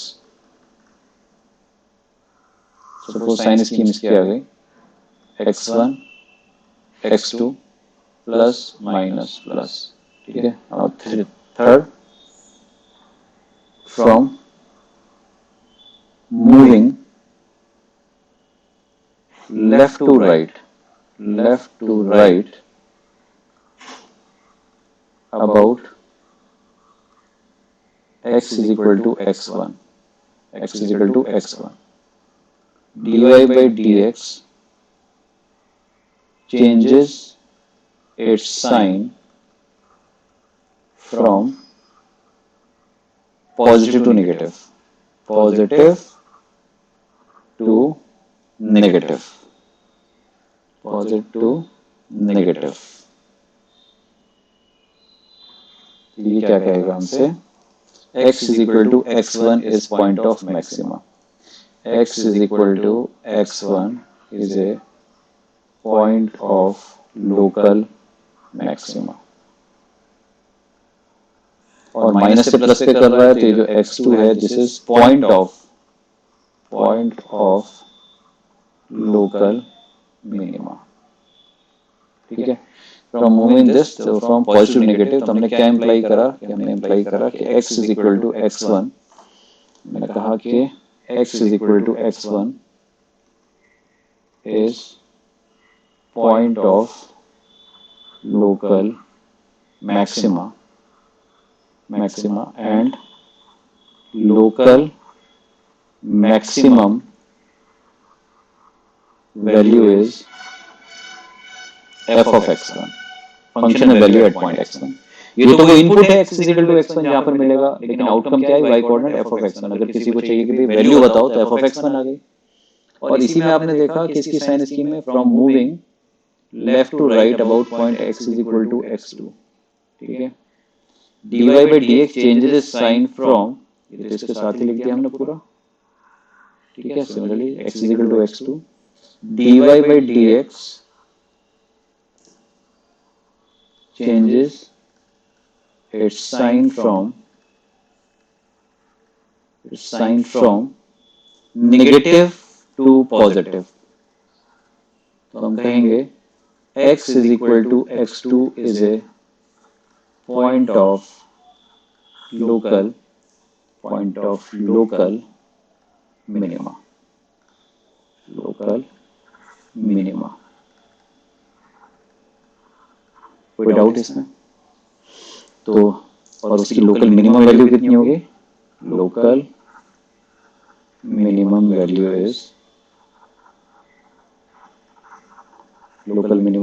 Is कितनी होगी हमारे पास में? F of x2। ये आ गया आपके पास में। ठीक है, तो आपने क्या करा कि आपने साइन स्कीम इसकी बनाई एफ डैश एक्स की, और साइन स्कीम बना करके आपने देख लिया कि कैसे किस तरह से साइन चेंज हो रहा है। तो ये फर्स्ट डेरिवेटिव टेस्ट है, इसे आपको यूज करना चाहिए। तो एप्लीकेशन पॉइंट ऑफ व्यू से एक इम्पॉर्टेंट और मतलब वेरी फ्रीक्वेंटली यूज एप्लीकेशंस में आ जाता है maximum minima first derivative test से हम लोग निकाल लेते हैं। ठीक है, जैसे हमने बताया कि आपको ये करना है कि मान लिया कि हमारे पास एक फंक्शन है जिसका डेरिवेटिव मान लिया let f dash x is x minus one x minus two, f dash x is x minus one x minus two. तो इसकी हमने एफ डैश एक्स की साइन स्कीम बनाई 1 and 2 प्लस माइनस प्लस। तो x is equal to 1 is, ये हो गया point maxima का, and 2 is point of local minima. ठीक है, तो कोई हमारे पास में रहा होगा एफ एक्स, हम लोग एफ एक्स निकाल लेते हैं कि एफ एक्स रहा है मेरे पास में एक्स क्यूब बाई 3। ठीक है, और ये हो गया हमारे पास में माइनस का 3x² बाई 2 एंड प्लस का कर दिया 2x प्लस 3। सपोज ये ले लिया हमने फंक्शन, इसका डेरिवेटिव निकालेंगे तो हमारे पास ये आ गया 3x², तो x² आ गया, यहाँ पर आ गया माइनस का 3x माइनस का 2x माइनस 3x हो गया, प्लस का 2 आ गया, ये आ गया आपके पास। तो इसकी मैक्सिमम वैल्यू जो लोकल मैक्सिमा आया, तो लोकल मैक्सिमा आ गया आपके पास कितना? F of 1, and local minima आ गया, लोकल मिनिमा पर वैल्यू आ गई एफ ऑफ 2 पर वैल्यू जो आएगी वो आपके पास मिनिमा आ गई, लोकल मिनिमा। ये जो x माइनस, ये जो फंक्शन है एफ एक्स, जो ये फंक्शन है F x, this function is increasing from minus infinity to 1 and 2 to infinity, union 2 to infinity and decreasing in 1 to 2, 1 से 2 में डिक्रीज कर रहा है। तो इस तरीके से हमने इसके मैक्सिमम मिनिमा के पॉइंट्स निकाल दिए और उनकी वैल्यूज भी हमने निकाल दी, राइट। जैसे इसी प्रॉब्लम में एक और कर लेते हैं हम। जैसे हमारे पास है y is equal to sine x, तो dy बाई डी एक्स हो गया हमारे पास में cos x, और x को सपोज हमें 0 से 2 पाई तक लेना है, 0 से 2 पाई तक। तो हमने cos x देखिए 0 कहाँ पर है? 0 से एक तो ये पाई बाई 2 पर 0 होता है, फिर ये 3 पाई बाई 2 पर 0 होता है, और ये 2 पाई, इतना इंटरवल हमें कहा था। तो sign scheme of cos x, dy by dx की साइन स्कीम बनाई, पहले क्वाड्रेंट में पॉजिटिव, ठीक है, दूसरे तीसरे में पाई बाई 2 से लेकर 3 नेगेटिव, और 3 पाई बाई 2 से 2 पाई में फिर से positive. This is point of maxima, this is point of minima, ये हो गया मिनिमा।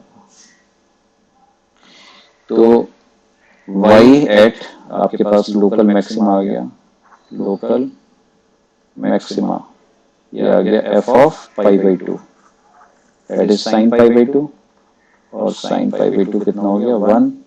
लोकल मिनिमा आपके पास आ गया F of 3 pi by 2, 3 pi by 2 पर cos साइन एक्स कितना हो गया -1, -1 आ गया आपके पास। Local maximum and minimum values इनकी आ गई। तो इस तरीके से हम फंक्शंस का लोकल मैक्सिमा और लोकल मिनिमा निकाल सकते हैं by the help of first derivative test. कोई प्रॉब्लम यहाँ तक?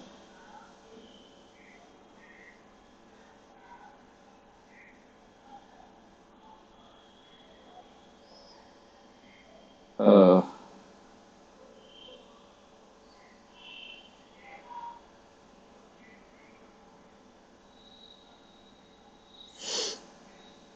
एक बार दोबारा देखो कि आप बोल क्या रहे हो, उसके बाद खुद थोड़ा सोच के बताओ कि जो आप बोल रहे हो क्या उससे आप खुद कन्विंस्ड हो।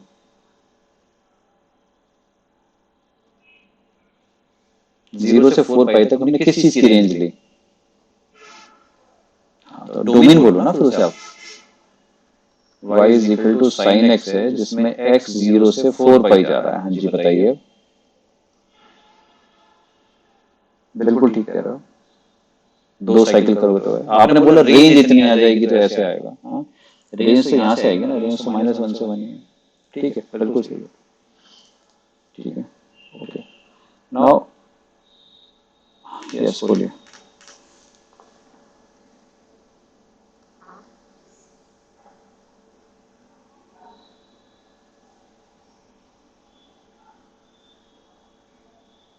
एक मिनट रुकिए।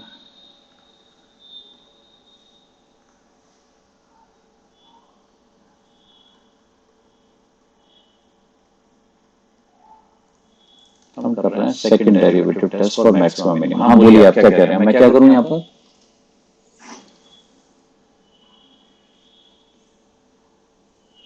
कर लीजिए आप इंक्लूड, इंक्लूड कर लीजिए।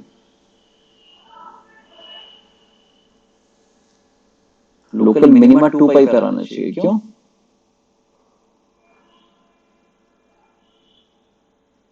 राइट नहीं है ना उसके पास। लोकल का मतलब ये है कि लोकलाइज का मतलब ये है अपने नेबरहुड में अगर आपके पास में वैल्यू सबसे बड़ी आ रही है तो आप लोकल मैक्सिमा है, अपने नेबरहुड में वैल्यू आपके पास सबसे छोटी आ रही है तो आप कैसे हैं? मिनिमा है। तो ये वाला पॉइंट है मिनिमा का और ये वाला पॉइंट है मैक्सिमा का। तो इन एंड पॉइंट्स के बारे में हम लोकल नहीं वर्ड यूज करते हैं इनके लिए।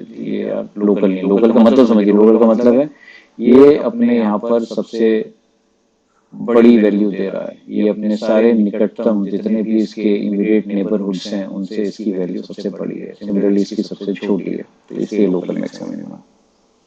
ठीक है। अगर आप इसमें यहाँ पे भी ग्राफ अगर आगे भी होता आपके पास में तो क्या है, तो इधर भी इंक्रीज कर रहा है, इधर भी इंक्रीज कर रहा है, तो ये एंड पॉइंट्स नहीं करेंगे। जब उसका लोकलाइज्ड एरिया ही नहीं है, उसका नेबरहुड ही नहीं है दोनों तरफ, तो लोकल वर्ड नहीं है उसके लिए। ठीक है, एंड पॉइंट्स का नहीं है। ओके, सेकंड डेरिवेटिव टेस्ट इसमें क्या करें? आई थिंक पॉइंट क्लियर हो गया आपको? ओके, सेकंड डेरिवेटिव टेस्ट है कि भाई ये जो हमने फर्स्ट डेरिवेटिव टेस्ट किया था तो इसमें है कि जो फर्स्ट डेरिवेटिव टेस्ट किया है तो let y is equal to F x is continuous function है, is continuous, this function is continuous. जितनी थ्योरी है कॉन्टिन्यूअस फंक्शन के लिए। नाउ सेकंड डेरिवेटिव टेस्ट, तो इसमें क्या करा आपने? रेयरली यूज करते हैं इसे। हाँ जी,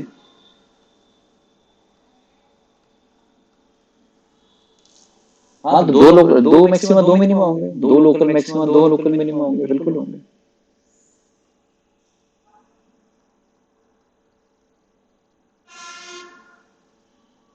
ग्राफ अगर बनाएंगे तो एक्सट्रीम नहीं, मैक्सिमा मिनिमा तो वैसे भी ऑल्टरनेट आएंगे, दो मैक्सिमा एकदम कैसे आ जाएंगे साथ साथ? बिल्कुल ऑल्टरनेट ही आएंगे भाई। अगर तो बढ़ता हुआ ही जा रहा है ना, दो मैक्सिमा तो एक साथ साइमल्टेनियसली अगर नहीं कर सकते ना।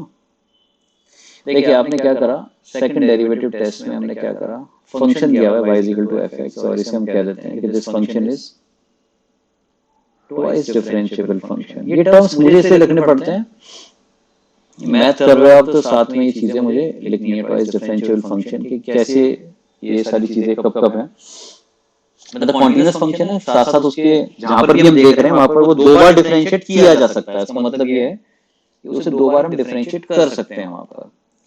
y is equal to f dash x निकाला, ठीक है, ये पहला स्टेप हो गया आपके पास में, क्वेश्चन दिया हुआ है second y is equal to f dash x है। नाउ फाइंड zeros of या roots of f dash x is equal to 0. Let let x1, x2 and x3 are roots of f dash x is equal to 0। ठीक है, मैंने assume करा ये आपके पास में, ये मान लिया इसके 3 रूट आ रहे हैं। Now find f double dash x।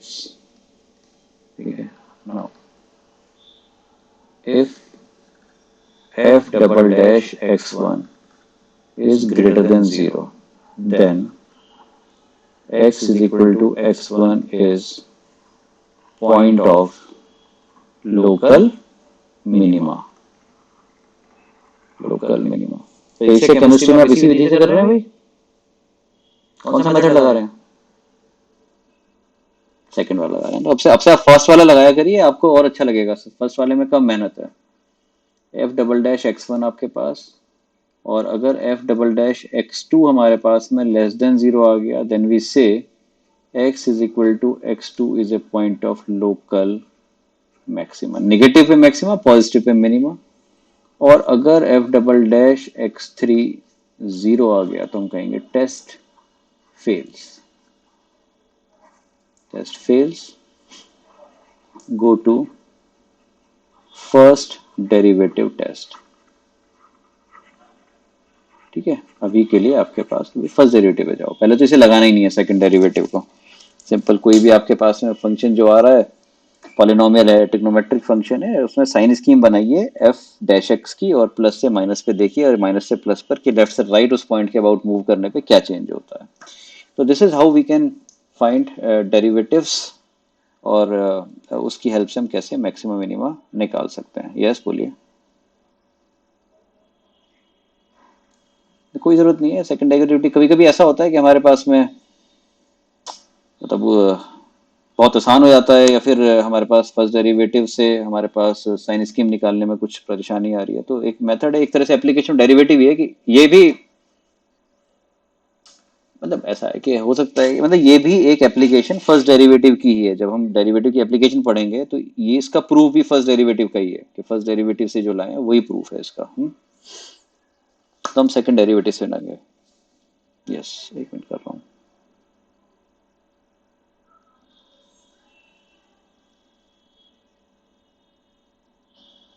Okay,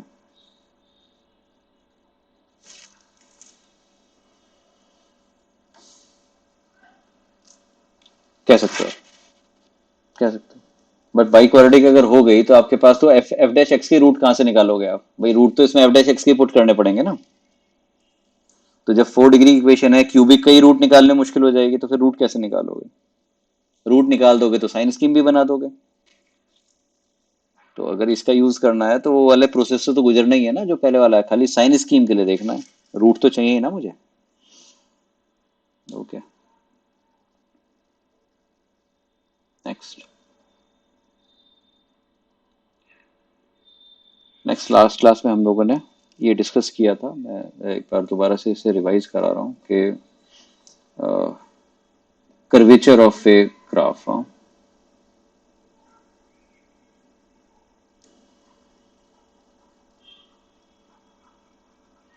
curvature of graph.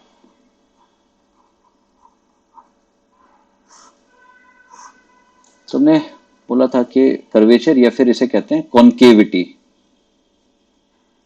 Concavity, concavity, right. तो जैसे हमने कहा कि अगर हमारे पास कुछ ऐसा ग्राफ है, ये ग्राफ है, या इसी की तरह का हमने बना दिया कि कुछ ऐसे है, या हमने कुछ ऐसे बनाया कि ऐसे है, ये डिक्रीज कर रहा है। तो अगर हम यहाँ पर किसी भी पॉइंट पर इसमें टेंजेंट बनाएंगे, तो टेंजेंट्स जो है वो ऊपर है, और कर्व हमारे पास में नीचे लाई कर रहा है। टेंजेंट ऊपर है और कर्व नीचे लाई कर रही है। टेंजेंट के वाई कोऑर्डिनेट्स बड़े होंगे और कर्व के छोटे होंगे। किसी भी पॉइंट पर इस एरिया में आप बना देंगे, इस इंटरवल में बना देंगे, तो tangents are above the curve. Tangents lying above the curve. ये तो इस तरह के कर्व को हम कहते हैं concave up. Concave up, sorry, tangent ऊपर है और कर नीचे है, तो ये हो गया कॉनकेव डाउन, ये हो गया कॉनकेव डाउन, ठीक है, कॉनकेव डाउन, कर्व नीचे टेंजेंट ऊपर, जैसे एक उल्टा बॉल रखते हैं आप, उल्टी कटोरी आपने रखी तो आपके पास इस तरह से आया। या दूसरा ग्राफ आपने ऐसे बनाया कि भाई इस टाइप से ऐसे आया, कुछ ऐसे जा रहा है, ऐसे आ रहा है। ये जितने भी इंटरवल्स हैं इनमें अगर हम देखेंगे यहाँ पर, तो टेंजेंट नीचे कर्व ऊपर, टेंजेंट नीचे कर्व ऊपर, किसी भी पॉइंट पे टेंजेंट ड्रॉ करेंगे, टेंजेंट नीचे कर्व ऊपर आ गया आपके पास में। तो इस तरह के ग्राफ को हम लोग कहते हैं ये है कॉनकेव, कॉनकेविटी देख चेक कर रहे हैं, कॉनकेव अप, ये है कॉनकेव अप, ठीक है। इसे सेकंड डेरिवेटिव हमें बताता है कि किस इंटरवल में फंक्शन कॉनकेव अप है या कॉनकेव डाउन। तो इस इंटरवल के लिए, ठीक है, हमारे पास क्या रहता है इनका, एफ डबल डैश एक्स, जिस इंटरवल में कैसा रहेगा नेगेटिव, वहां पर कॉनकेव डाउन होगा। एफ डबल डैश एक्स जिस इंटरवल में ग्रेटर देन जीरो रहेगा वहां पर ये कॉनकेव अप होगा। और इस पूरी थ्योरी को हम लोग याद रखने के लिए कर लेते हैं y is equal to x cube. जैसे हमारे पास आया, इसका हमने y डैश निकाला, y dash is 3x square, this function is increasing function, strictly increasing function, we have already discussed this. Y double dash is 6x.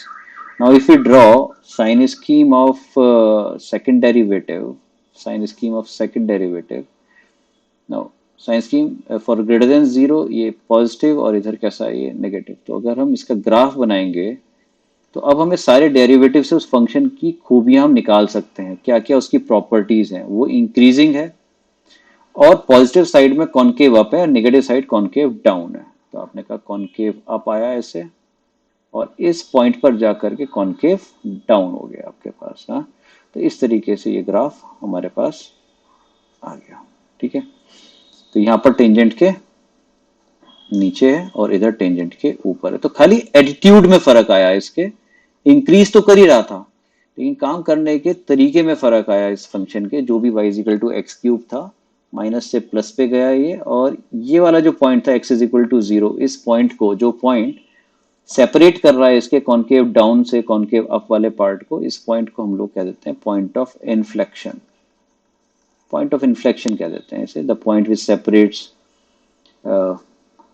concave down part from concave up part is called inflection point। और ये सारा discussion for a differentiable function कर रहे हैं, कि एक function जिसका graph smooth है उसके लिए कर रहे हैं, ठीक है।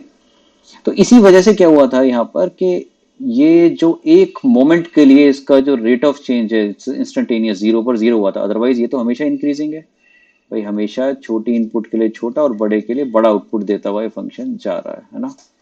तो जितना मुझे इसमें लगता है, तो मुझे खाली ये लगता है कि हाँ ठीक है, अब हमने पहले भी डिस्कस किया था इस चीज को कि ये अब और कॉन्फिडेंटली यहाँ पर ये जीरो के आगे ये अपना काम को करने लगा। पहले थोड़ी सी जैसे हो सकता है कि जो इसका काम करने का तरीका था वो थोड़ा सा ये किसी प्रेशर में या फिर थोड़ा संभल के कर रहा था। जैसे हम ये कह सकते हैं कि कोई ये क्रिकेट के मैच का किसी ग्राफ है, हमेशा इंक्रीजिंग ऑर्डर में वो लोग स्कोर कर रहे हैं, लेकिन उन्होंने देखा कि भाई उनके पास में 35-40 ओवर से बहुत सारे विकेट हाथ में है, तो उसके बाद में उन लोगों ने बहुत एग्रेसिवली खेलना शुरू करा और अपने रन रेट को और अच्छी तरह से ऊपर किया। तो इस तरीके से आप कुछ भी इसका इंटरप्रिटेशन दे सकते हैं कि पहले थोड़ा संभल के खेले और जब उनकी आई सेट हो गई उसके बाद में उन्होंने अपना स्कोर करना शुरू करा, और एक्चुअली होता भी है ऐसा अगर आप देखेंगे, है ना। तो इस तरीके से है भी है। तो इस तरीके से आप इस वाले कॉन्सेप्ट को पूरा याद रख सकते हैं, concave down and concave up. जैसे हमने एक एग्जांपल लिया y is equal to sine x, और हमने इसे एक बार डिफरेंशिएट करा तो कितना आया cos x, और इसे दूसरी बार डिफरेंशिएट करा तो आ गया minus sine x. Minus sine x की अगर साइन स्कीम देखें हम तो 0, pi by 2, pi, 3π/2 and 2π। Minus sine x zero से पाई में पॉजिटिव है तो माइनस साइन एक्स नेगेटिव हो गया, इसका मतलब जीरो से पाई में ये ग्राफ बनेगा कॉनकेव डाउन, कॉनकेव डाउन, ठीक है। पाई से 3π/2, थर्ड और फोर्थ क्वाड्रेंट में साइन आपके पास नेगेटिव, तो minus sine x positive, concave up. Concave. कहीं पर भी आप टेंजेंट ड्रॉ करेंगे इस इंटरवल में, टेंजेंट नीचे, कर्व ऊपर, नीचे, ये ऊपर। y is equal to e की power x, y dash is equal to e की power x, y double dash भी ई की पावर x, हमेशा पॉजिटिव है। तो एक्सपोनेंशियल जब फंक्शन बनाया हमने, तो उसका ग्राफ जो बन रहा है इंक्रीजिंग है, और साथ में कॉन्केविटी उसकी कॉन्केव अप है, कॉन्केव अप आ रहा है। कोई भी हमने पैराबोला बनाया, जैसे प्रोजेक्टाइल में आपने कुछ ऐसा बनाया, y is equal to x square plus x plus one type से बनाया, coefficient of x square positive ले लिया, y डैश कितना है 2x plus one, and y double dash कितना हो गया 2, हमेशा कैसा है पॉजिटिव। तो इसका जो ग्राफ है वो हमेशा कॉनकेव अप इस टाइप से पैराबोला बनेगा। यदि आपके पास ग्राफ होता y is equal to minus three x square plus five x minus two, तो y डैश कितना आ गया था माइनस का 6x प्लस फाइव, और y डबल डैश आ गया यहाँ पर माइनस का 6, दैट इज लेस देन 0। तो अगर इसका ग्राफ हम बनाएंगे तो वो ग्राफ हमारे पास में पूरी रियल लाइन के लिए कुछ इस टाइप से जा रहा होगा, टेंजेंट ऊपर और कर्व हमारे पास नीचे, कॉनकेव डाउन होगा। ठीक है, तो इस तरीके से हम लोग अपना एप्लीकेशन ऑफ डेरिवेटिव्स कर्व को ट्रेस करने पे ये हमारे पास ये हेल्पफुल हो सकता है कि कर्व को जब हमें ट्रेस करना है तो हम इसकी हेल्प ले सकते हैं। ठीक है, तो मैं आपके पास कुछ एक प्रॉब्लम दे रहा हूँ आपको, ये प्रॉब्लम करते हैं हम लोग। हाँ, इसी पे find the maximum and minimum values of, find maximum and minimum value, find maximum and minimum value of fx is equal to x plus sin 2x, x plus sin 2x in the interval 0 to pi, 0 to pi। Problem पर इसी language में ध्यान दीजिएगा, उसके बाद करना है इसे। ठीक है, लैंग्वेज पे ध्यान दीजिए क्या कह रहा है, find maximum and minimum value of this. ठीक है, नेक्स्ट एक प्रॉब्लम करते हैं, find maximum minimum value of, find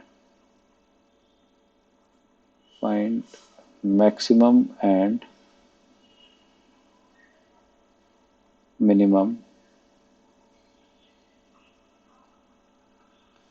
values of fx is equal to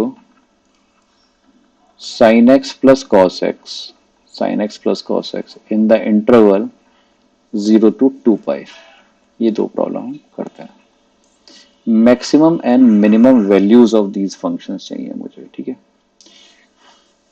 तो ये चाह रहा है कि हमारे पास इस इंटरवल में इनकी मैक्सिमम मिनिमम वैल्यूज क्या है। ओके, तो हमने फर्स्ट प्रॉब्लम के लिए फर्स्ट प्रॉब्लम देख रहे हैं इसमें कि फर्स्ट प्रॉब्लम क्या आती है। तो फर्स्ट प्रॉब्लम में एफ डैश एक्स कितना आया,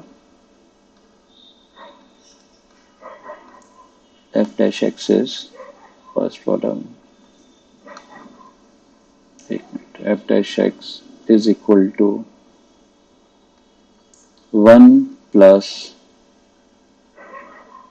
साइन 2x का कितना होता है डेरिवेटिव,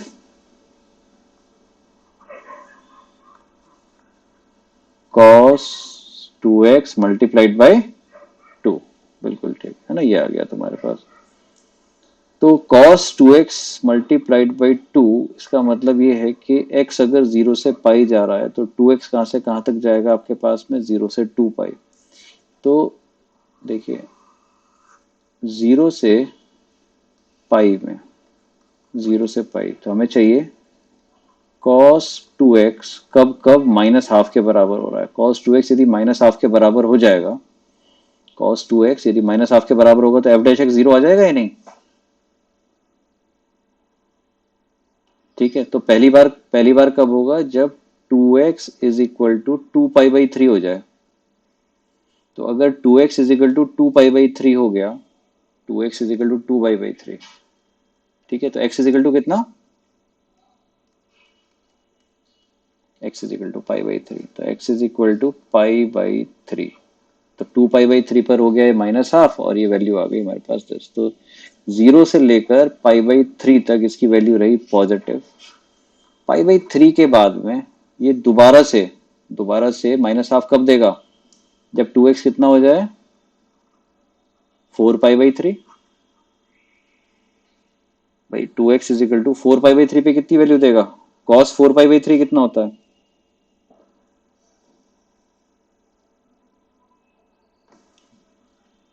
माइनस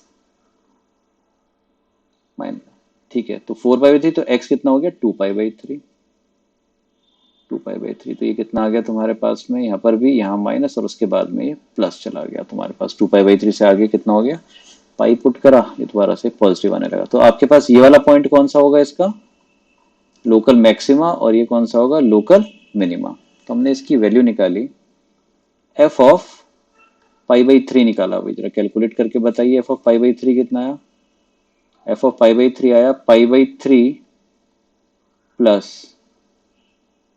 प्लस कितना आया, तो 2 पाई बाई 3 पे वैल्यू कितनी आएगी साइन की, √3/2। ओके ओके, फंक्शन कहीं इंक्रीज करता हुआ आया, जीरो पर वैल्यू जीरो दे रहा था, जीरो से इंक्रीज करता हुआ आया और यहां पर एक वैल्यू दी पाई बाई 3 √3/2, ठीक है। उसके बाद इसने डिक्रीज करा और एफ ऑफ 2 पाई बाई 3 पर देखते हैं, एफ ऑफ 2 पाई बाई 3 पर वैल्यू कितनी दे रहा है, 2 पाई बाई 3, 2 पाई बाई 3, और 4 पाई बाई 3 पर वैल्यू कितनी आएगी, -√3/2, -√3/2 हो गई भाई इसकी वैल्यू, है ना, ये मिनिमम वैल्यू आ गई। और जरा बताइए, तो एफ जीरो पर कितना था, एफ जीरो पर जीरो था एंड पॉइंट पे की क्लोज इंटरवल में, और एफ ऑफ पाई पर वैल्यू कितनी आ रही है, पाई, अरे पाई, है ना। अब देखिए, क्योंकि ये कह रहा है इस यहाँ लोकल मैक्सिमम मिनिमम की बात नहीं कर रहा, कह रहा है find maximum and minimum value of this function, इस फंक्शन की मैक्सिमम मिनिमम वैल्यू बताइए। तो या तो वो लोकल मैक्सिमम मिनिमम पे अगर करेगी, यहाँ मैक्सिमम मिलेगी, यहाँ मिनिमम मिलेगी, और या फिर वो एंड पॉइंट पे मिलेगी। अब आप ये देखिए, पाई में और पाई बाई 3 प्लस √3/2 में कौन बड़ा है, पाई और पाई बाई 3 प्लस √2 में कौन बड़ा है, मिनिमम वैल्यू तो ये आ गई मेरे पास में, मिनिमम वैल्यू तो ये आ गई हमारे पास में, ठीक है। भाई यहां से आते ही, तो अगर पाई बड़ा है तो आपके पास में ये आई इसकी मैक्सिमम वैल्यू, और मिनिमम वैल्यू आपके पास में ये आ गई इसकी, मिनिमम वैल्यू ये आ गई, ठीक है। नेक्स्ट प्रॉब्लम तो आपको अभी कराई गई थी ट्रिग्नोमेट्री में। देखो दोबारा देखो, यहाँ पर मैं इसी में बता रहा हूँ, एक फंक्शन जीरो पे जीरो था, फिर dy/dx उसने बढ़ना शुरू करा, पाई बाई 3 पर जाकर इसका रेट ऑफ चेंज यहाँ से नेगेटिव होना शुरू हुआ, ये नेगेटिव रहा 2 पाई बाई 3 तक, उसके बाद इसने इंक्रीज करा। तो अब आप बताओ इस ग्राफ में सबसे छोटी वैल्यू कहाँ आ रही होगी, ये 2 पाई बाई 3 पे ये वैल्यू है ना सबसे छोटी, अच्छा ये तुम कह रहे हो, ओके आई एम सॉरी, ठीक है ठीक है। तो लोकल मिनिमा तुम्हारे पास में आ गया, लोकल मिनिमा था 2 पाई बाई 3, लेकिन इसके साथ में एफ ऑफ जीरो कहाँ लिखा था, अच्छा छोटा सा लिखा हुआ था यहाँ पर, एफ ऑफ जीरो ये था तुम्हारे पास। तो अब आपने एफ ऑफ जीरो, सबसे छोटी वैल्यू कौन सी आई इसमें, जीरो, तो मिनिमम वैल्यू कितनी आ गई, minimum is zero, and maximum आपने बताई इसकी वैल्यू पाई। ये देखते हुए कि आपने मुझे ये बताया है कि पाई जो है, ये वैल्यू आपने कंपेयर कर ली, pi is greater than this value, अगर ये आपके पास में बड़ा आ रहा है तो पाई सबसे बड़ी वैल्यू आ जाएगी। नेक्स्ट बताइए, जो नेक्स्ट एग्जांपल लिखा है इसमें आपने क्या आंसर देंगे आप इसमें, हाँ बोलो।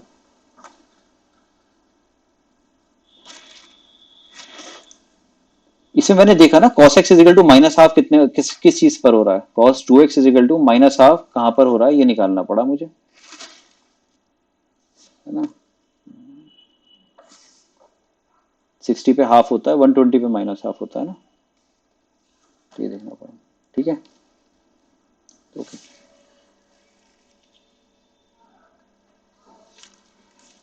मैक्सिमा एंड मिनिमा है, लेकिन लोकल मैक्सिमा मिनिमा है। लैंग्वेज में उसने मैक्सिमा और मिनिमम वैल्यूज फंक्शन की पूछ रखी थी कि पूरे फंक्शन की मैक्सिमम और मिनिमम वैल्यू बताओ, लोकल नहीं पूछ रहा था।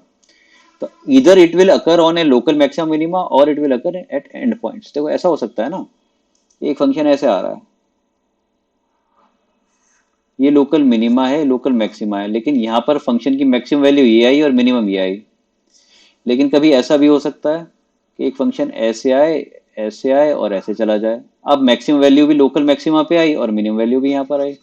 तो तो यहाँ पर जो कंडीशन है, यहाँ पर ये वाली कंडीशन हो रही थी, इस टाइप की कोई कंडीशन थी, एंड पॉइंट पर आ रही थी, लोकल मैक्सिमम पे नहीं थे। नेक्स्ट बताइए जल्दी से, f x is equal to sine x plus cos x. Okay, आपका टाइम हो गया है, ये हमने पहले से किया हुआ है। इस फंक्शन का जो आपके पास मैक्सिमम मिनिमम वैल्यू आती है a sine x plus b cos x की, कितनी आती है? -√2 से,